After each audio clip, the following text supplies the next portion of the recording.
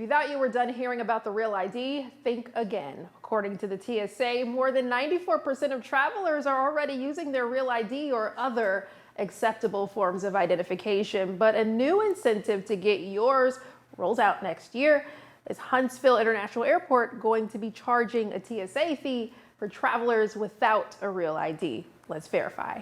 The Real ID Act was signed in 2005 by President George W. Bush. It aimed to enhance national security following the September 11th attacks by establishing federal standards for driver's licenses and identification cards.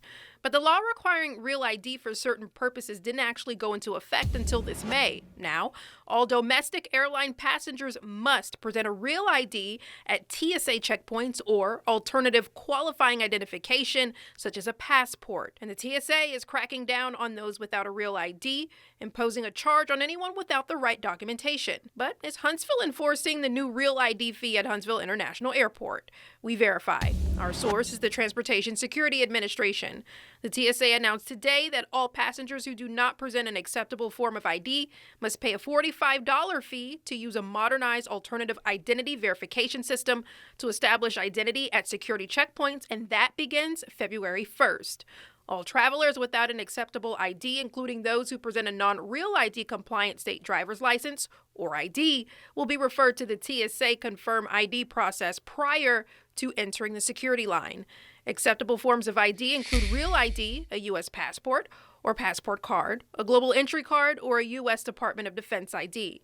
Unacceptable IDs include a non-real ID, a temporary driver's license, or social security card.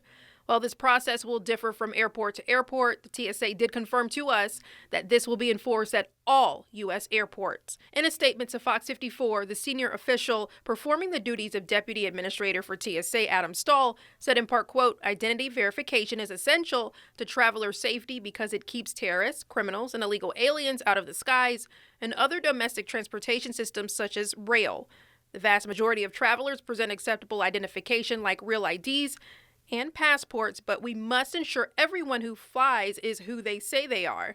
This fee ensures the cost to cover verification of an insufficient ID will come from the traveler, not the taxpayer," end quote.